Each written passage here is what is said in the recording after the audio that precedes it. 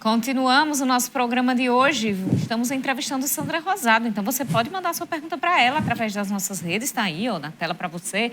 Tem o Instagram, tem o Twitter e também tem o preferido de todo mundo, que é o WhatsApp, mais prático, 8802-8979. Eu digo mais prático, preferido, mas tem gente que gosta das outras redes. Temos os canais abertos também. Pode fazer uma menção aí no Twitter ou então mandar um direct no Instagram que a gente lê aqui sua participação. Vonúvio. Carol, a gente dá um tempinho na conversa política que agora a gente abre um espaço para um alerta, seja por e-mail, mensagem de celular ou pela internet. Os golpes eletrônicos são cada vez mais comuns no Brasil. Quem não caiu conhece alguém que já se deu mal. O uso do nome para a Receita Federal nesses golpes vem sendo bastante aplicado e o órgão sempre busca abrir os olhos da população. A Receita Federal tem alertado para cuidados necessários durante compras realizadas pela internet. Segundo o órgão, os golpistas usam anúncios pagos em redes sociais ou sites para atrair vítimas em relação à venda de produtos com preços muito abaixo do mercado. Nas falsas propagandas é utilizado o nome das unidades da Receita Federal responsáveis pelas atividades de controle aduaneiro, as alfândegas, com o intuito de simular veracidade ao anúncio. Mas, de acordo com a Receita, suas alfândegas não comercializam mercadorias. Tá aí, fica o alerta aí para todos vocês. Vamos voltar agora a nossa conversa com a nossa convidada de hoje, Sandra Rosado. Tem coisa para a gente conversar. Olha, se tivesse mais 3 blocos, tinha assunto para 3 blocos aqui. Só não tem voz, né? Mas assunto tem. É verdade. Deputada, sobre as bandeiras que a senhora pretende levantar, pretende manter a mesma linha que sempre seguiu na sua história política, na questão social, também muito a questão da mulher. Como é que a senhora pretende? O que é que a senhora acha que é mais necessário? Quais são as maiores necessidades para se apresentar projetos e trabalhar por causas ali na Câmara Federal? Eu sempre tive um foco muito forte com relação à luta das mulheres. Essa é uma bandeira que, indiscutivelmente, ela será a pauta mais presente num futuro mandato que eu possa conquistar. Além disso, eu vejo como muito importante a economia do Rio Grande do Norte. Não é? Eu tive uma característica muito forte nos mandatos que tive na luta pela educação, pelo espaço das pessoas ao emprego, à renda e à atração de novas empresas. Eu tive uma bandeira muito forte em defesa do sal. Não é? O sal foi sempre uma luta que eu empreendi com muita bravura, com muita disposição.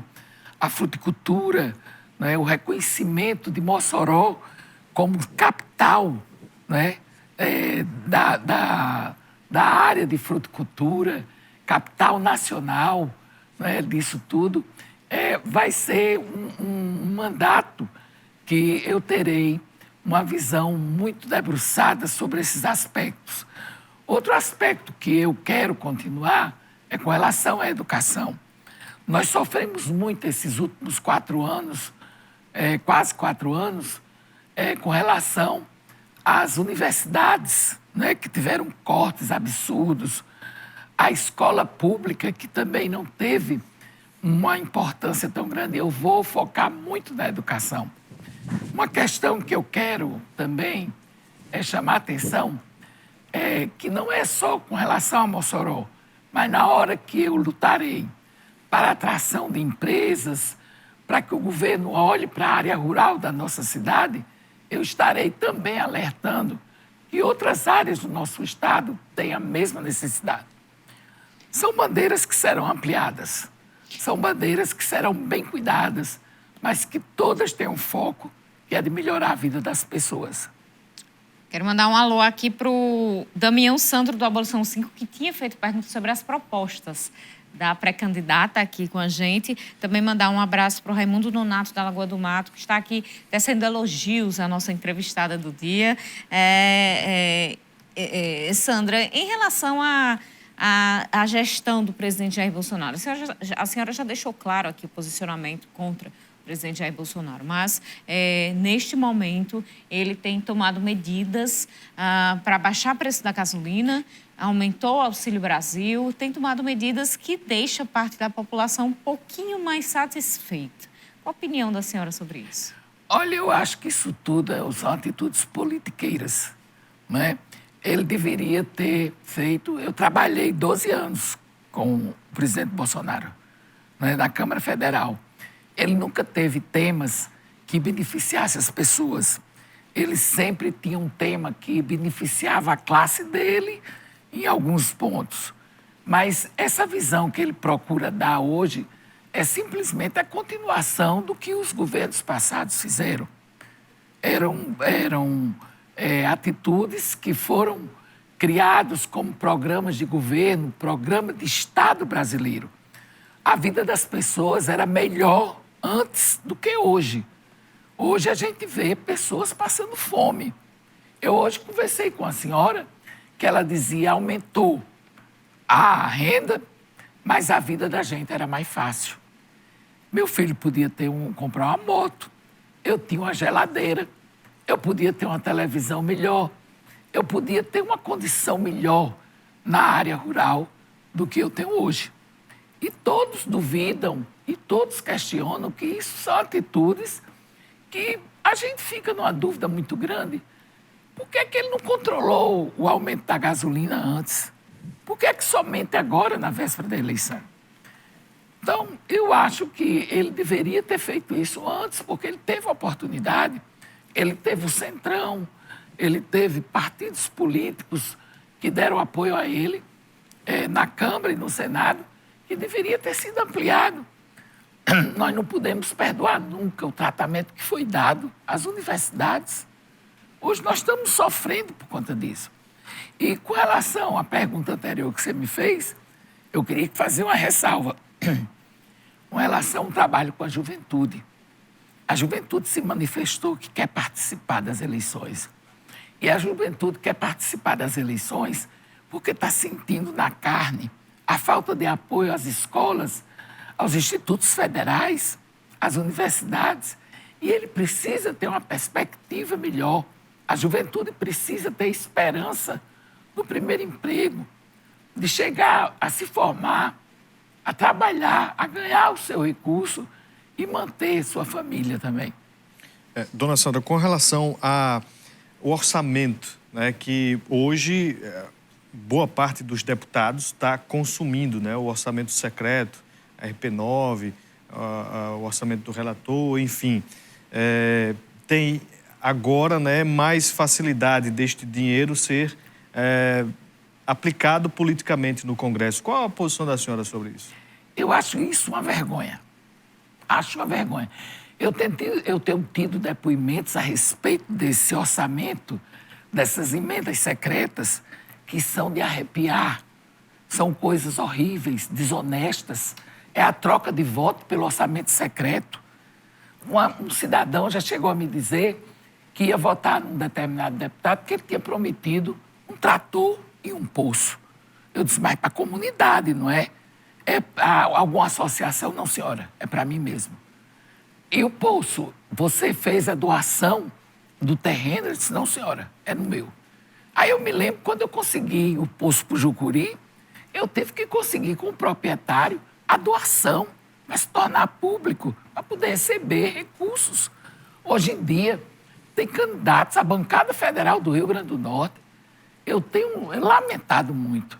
Tem se utilizado desse orçamento secreto para fazer campanha política. E não entendo por que a justiça ainda não se debruçou sobre isso. É uma coisa dolorosa. Emenda para os municípios, eu sempre coloquei. Mas eu nunca troquei uma emenda por um voto. De forma alguma. Eu cheguei até a ser ameaçada de perder apoios, porque outros queriam fazer algum tipo de coisa. E eu sempre fiz o apoio aos municípios dentro da seriedade, do acompanhamento, da honestidade. Esse orçamento secreto é absolutamente vergonhoso. Vergonhoso. Eu quero mandar um alô aqui para o Geraldo Júnior, para o Ismar Nogueira, que está aqui desejando sucesso à guerreira Sandra Rosado. Opa! O João da UPA do BH, sempre ligado aqui no cenário político. Deputada, em relação às urnas eletrônicas, é preciso ter uma impressão dos votos ou é preciso ter uma fiscalização das Forças Armadas às urnas eletrônicas? A função das Forças Armadas nunca foi essa. Nós temos as instituições. Um partido não pode, ou aliás, um país não pode viver sem as suas instituições. Tribunal Superior, a Força Militar tem a outra função. Mas esse questionamento, isso desmoraliza, isso é a tentativa da desmoralização do nosso país, que o presidente está patrocinando. As urnas eletrônicas estão dando certo. Ele diz isso, e as pessoas às vezes acreditam que somente o Brasil tem urna eletrônica. E a gente tem mais de 20 países no mundo que usa as urnas eletrônicas. Eu ouvi um depoimento de uma autoridade militar que ocupa cargo no governo, dizendo que tinha que ter 2 momentos no dia da eleição. Você votava na urna eletrônica e votava no papel, para depois fazer paralelamente a apuração para ver se batia. Isso é uma desmoralização. Nós temos que respeitar, mesmo sendo de oposição, respeitar a autoridade, a municipal, a estadual, a federal. Você tem que respeitar as instituições. Isso é o que forma o país. Isso é o que faz com que a gente tenha perspectiva de justiça. E da forma que está, o que o presidente está fazendo não é um bem para o país. A urna eletrônica funciona bem. Você tem como comprovar. Acredito até que no começo da urna eletrônica alguém tenha pretendido fazer algum tipo de manipulação. Pode até ter acontecido, mas isso já foi extremamente corrigido. E a gente tem confiança nisso. Faço o registro aqui, Carol, bem rapidinho, do Joel Canela, que está nos assistindo lá em Felipe Guerra. Meu amigo Joel. Um alô para todo mundo de Felipe Guerra e acompanhando o cenário político. Para finalizar, deputada, a chapa de oposição à Fátima Bezerra aqui no Rio Grande do Norte tem se utilizado, a gente já acompanha nas redes sociais, muito do discurso das estradas no Rio Grande do Norte, que estão abandonadas. E a senhora defendeu aqui questões econômicas e outras questões também em relação ao pagamento de servidores, outros aspectos da gestão Fátima Bezerra. O que é que acontece com as estradas? Na verdade, as estradas estão estragadas, mas a governadora, ela foi muito feliz quando ela disse uma frase: entre a estrada e entre sanar a problemática deixada pelo governo passado com relação aos atrasos do servidor, ela fez uma opção para botar em dia o salário do servidor, que depende daquele salário para viver. E as estradas, ela já começa a recuperar. Para finalizar, eu tinha dito finalizar, mas falta outra, viu, Vonúvio? Stevenson, na opinião da senhora, ameaça a Fátima? Não. Eu acho que a eleição será resolvida no primeiro turno. Eu acredito nisso. Eu acompanho a pesquisa, observo, escuto o povo, eu converso muito. Eu pergunto às pessoas. E eu acho que ele não ameaça. A presença de Stevenson, se a mãe dele deixar, né? Porque ele disse que só é candidato se a mãe dele deixar, ele realmente é uma pessoa que a gente deve reconhecer. É um cara obediente à mãe, e mãe só quer o bem pro filho. Se ela disser que vai deixar ele for candidato, pode ser que endureça um pouco mais. E a diferença pode chegar a se aproximar. Mas eu tenho a impressão de que a eleição será concluída no primeiro turno. Ele só vai dizer dia 5, né? A mãe vai dizer a ele se ele vai ser ou não. Nós vamos aguardar. E aí, através de pesquisas, né, de sondagens, de ouvir a população, a gente passa a ter um dado assim mais aproximado. Nosso tempo já está no finzinho. Ex-deputada, ex-vereadora, pré-candidata a deputada federal, Sandra Rosado, muito obrigada pela presença. Obrigada, Carol. Obrigada, Vanúvio. E obrigada àqueles que também fizeram as perguntas e manifestaram aí a respeito da nossa entrevista. Muito obrigado a vocês. Boa noite. Seja sempre bem-vinda e melhoras aí na Obrigado, voz. com certeza. A você de casa, boa noite, bom final de semana, até segunda. Muito obrigada pela audiência, aproveite seu final de semana e a gente se encontra novamente segunda-feira. Até lá!